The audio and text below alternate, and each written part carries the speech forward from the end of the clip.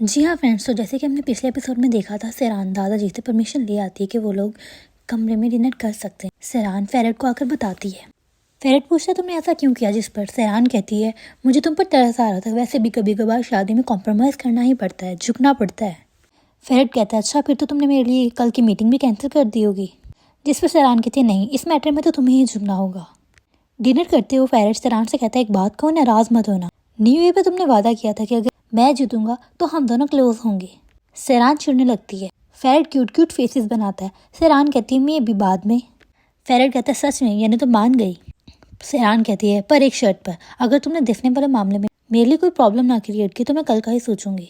Ferret कहता है अच्छा कल ठीक है, जो कहोगी वही करूंगा। सेरान मुस्कुराने लगती है और दिल ही दिल में सोचती है अच्छा तो अब इसको मतलब कोई प्रॉब्लम ही नहीं है ना।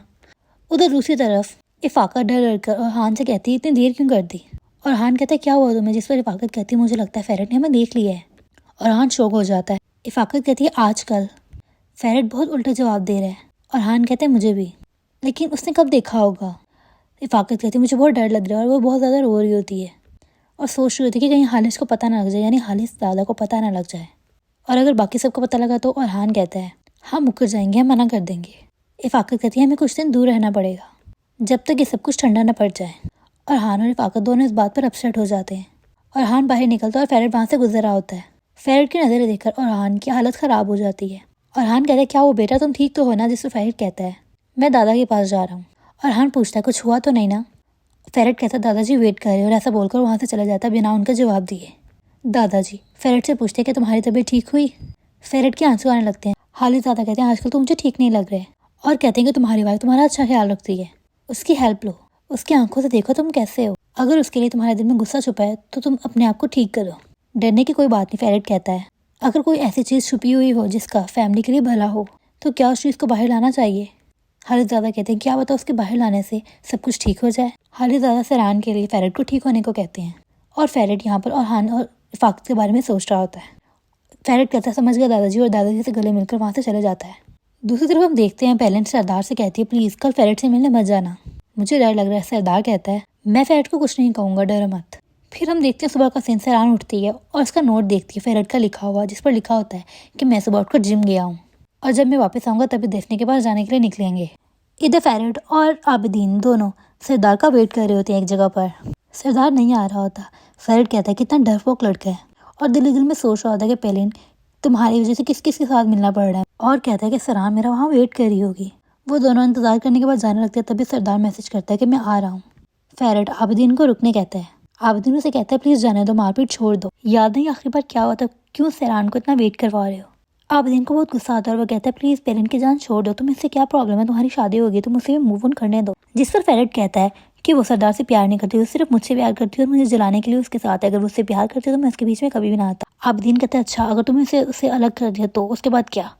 और फेरेट चुप कर जाता है, इस बात पर सोच में पड़ जाता है। और फेरेट कहता है एक वक्त आएगा जब मैं पेलिन को आगे बढ़ने दूंगा। आबिदीन कहते हैं हाँ मैं वेट कर रहा हूँ उनका। फेरेट सेरान कॉल्स और मैसेजेस करती है, फेरेट रिस्पॉन्स नहीं करता। दूसरी तरफ दिफने और एफे भी वेट कर रहे होते हैं सेरान का। वो बहुत ज़्यादा जल्दी में होता है। दिफने कहती है वो आसान शिकार नहीं थी। एफे कहते हैं इतनी लड़कियां और हैं, फिर सेरान ही क्यों दिफने। जिस पर दिफने कहती है वो बहुत अलग है, तुम खुद ही देख लेना। इधर सरदार आता है। फेरेट मर्दानगी दिखाता है, वो उसके पास जाता है। फेरेट कहता है सोचा नहीं था आने वाले हो। सरदार कहता है क्या चाहिए। फेरेट कहता है पेरेंट्स से दूर हो जाओ।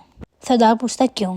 फेरेट बेकार में हंसने लगता है। सरदार कहता है अगर तुम यहाँ से भी चले गए तो मैं भूल जाऊंगा कि आज हम मिले थे और मुझे मत बताओ कि मुझे क्या करना है। और पेरेंट को अकेला छोड़ दो क्योंकि वो बच्ची नहीं है।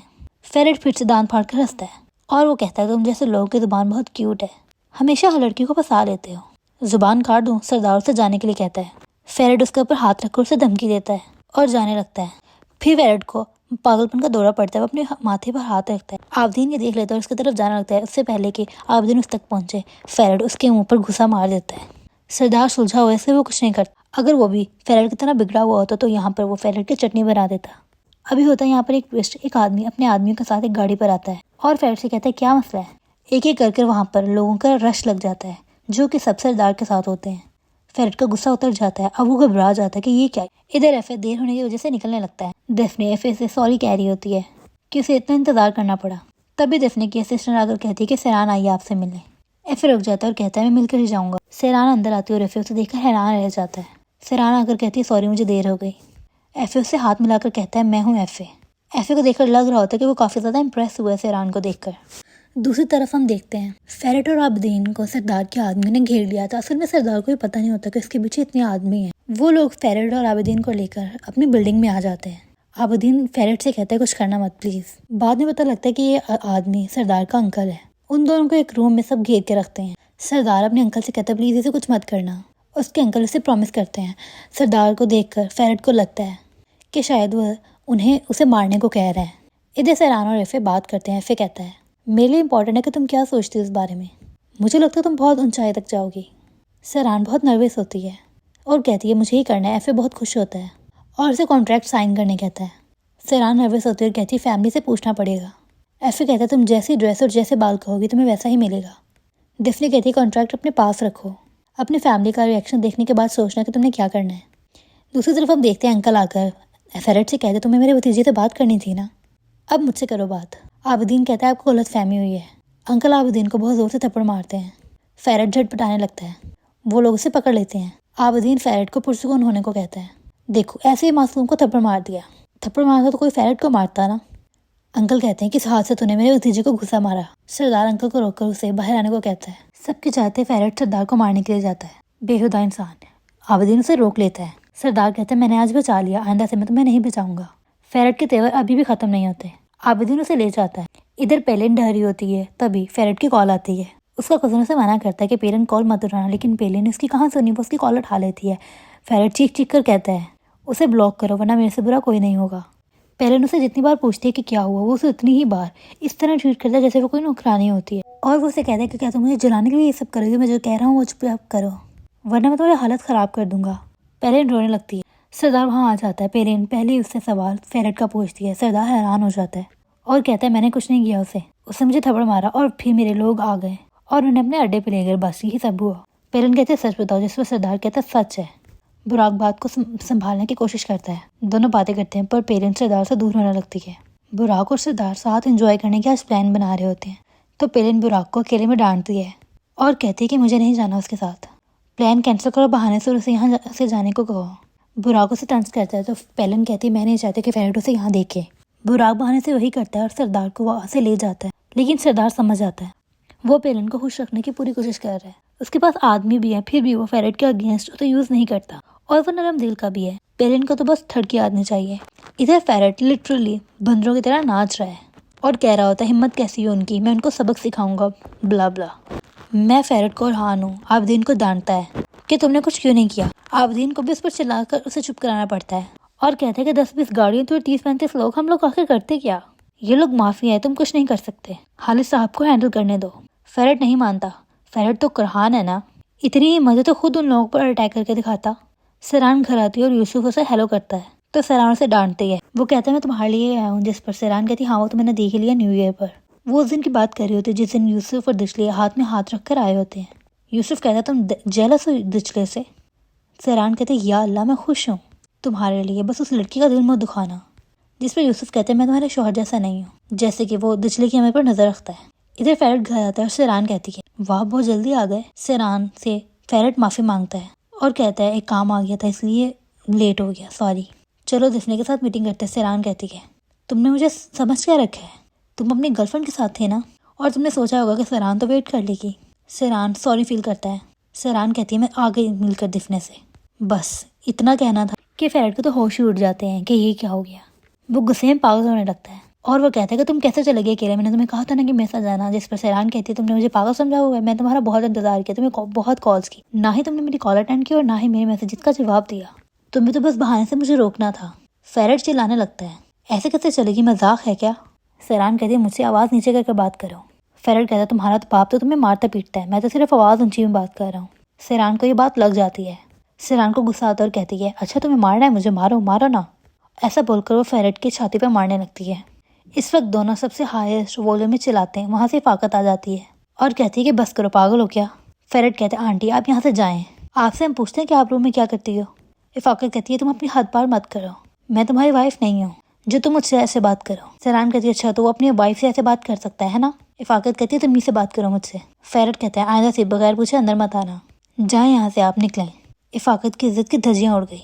इफ़ाकत और हान के पास दौड़ कर जाती है और कहती है फेरेट को पता लग गया है, उसे पक्का पता लग गया है, अब हम क्या करें। और हान कहता है नॉर्मल बिहेव करो, हम मना कर देंगे। इधर इफ़ाकत की हालत ख़राब हो रही होती है। शाम को फेरेट सेरान को आकर उसको इशारे से साथ चलने को कहता है। सब नीचे डिनर कर रहे होते हैं। गुलगुन कहती है सब गुस्से में है। फेरेट कहता है आपकी वजह से, ना आप दिफने को लाती और ना ही सेरान को मैं उससे मिलने देता। सेरान कहती है मेरा दिमाग है फेरेट, किससे मिलना है किससे नहीं मैं खुद फैसला कर सकती हूँ। गुलगुन पूछती है क्या हुआ। सेरान कहती है दिफने से फेरेट मुझे मिलवाने वाला था उस ऑफर के लिए, वादा करके ये आया ही नहीं, इसलिए मुझे अकेले जाना पड़ा। इफ़ाकत कहती क्या मतलब अकेले चले गई। सेरान चम्मच पटक कर कहती है ऐसे जैसे लोग जाते हैं वैसे मैं अकेली चले गई। इफ़ाकत चुप हो जाती है और हान कहता है फेरेट सही कह रहा है, मैंने कहा था दिफने को इन्वॉल्व मत करो, अब देख रही हो ना कि क्या हो रहा है। गुलगुन कहती है ठीक है सेरान नहीं करेगी काम।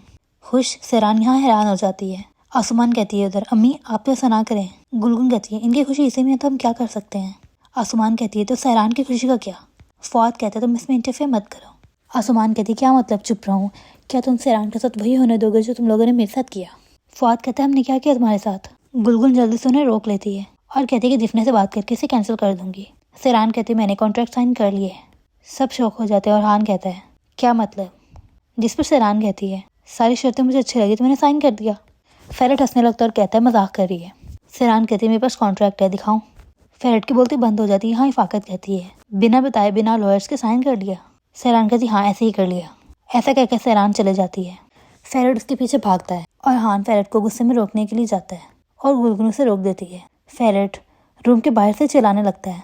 सेरान कहती है इंसानों की तरह बात करो मुझे। फेरेट कहता है वो तुम्हें उल्लू बना रहा है, तुम्हें डर नहीं लगा उन सबसे। सेरान कहते जब तुमसे शादी करने में डर नहीं लगा तो मुझे किसी से डर नहीं लगेगा। फेरेट कहता है एक ही जुमला बार बार कुछ नया करो।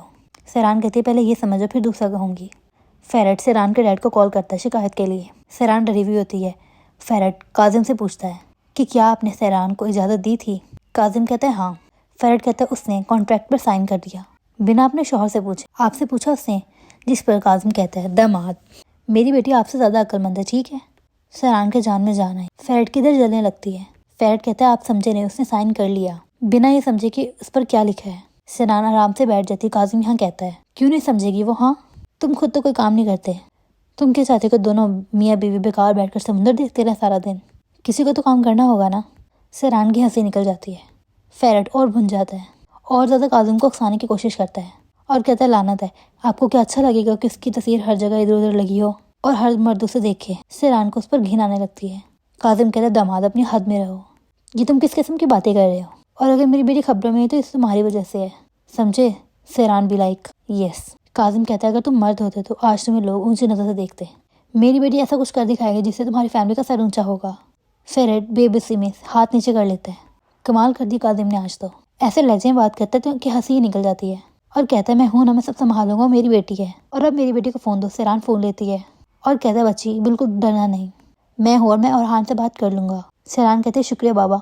फेरेट की बोलती बंद। सेरान कहती है मिल गया जवाब। फेरेट काजिम के बारे में उल्टा सीधा बोलता है तो सेरान कहती है मेरे बाबा के बारे में कहने से पहले अपनी फैमिली की करतूतों को देखो। फेरेट की बोलती बार सर नीचे कर लेता है और वहाँ से चला जाता है। सेरान अब जाकर चैन की सांस लेती है। फेरेट आबिदीन को अपने साथ जाने नहीं देता और खुद अकेला वहाँ से बाहर चला जाता है। उधर हम देखते हैं काजिम खदीजे को कह रहा होता है कि मैं सेरान के साइन करने पर टेंशन में हूँ। खदीजे कहती है तुम तो सेरान को सपोर्ट करने वाले थे ना। काजिम कहते हैं हाँ, पर वो मैंने इसलिए कहा था ताकि फेरेट को ना लगे कि मैं अपनी बेटी की साइड नहीं ले रहा, उसके सामने हम लोगों को इकट्ठा दिखना है ताकि उसे झुकना पड़े। चलो यही सीख। और दोस्तों यहीं पर ये एपिसोड एंड हो जाता है। नेक्स्ट एपिसोड देखने के लिए हमारे चैनल को सब्सक्राइब करें और आप लोगों को ये एपिसोड कैसा लगा ये भी कमेंट सेक्शन में ज़रूर बताएं।